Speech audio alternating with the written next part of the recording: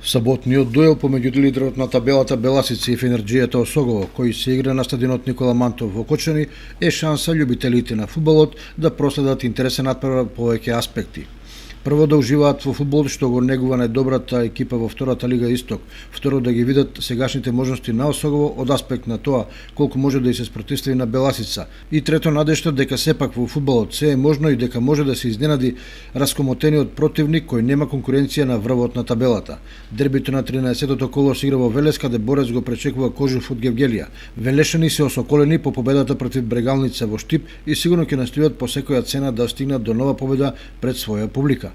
На другите надпревари уште играат во Валандово, победа Валандово против Тиквеш 1930, во Штип Брегалница 2008 ја пречекува екипата на Каменица Саса. Екипата на Плачковица е слободна во ова коло, а надпреварите започнуваат во 13 часот.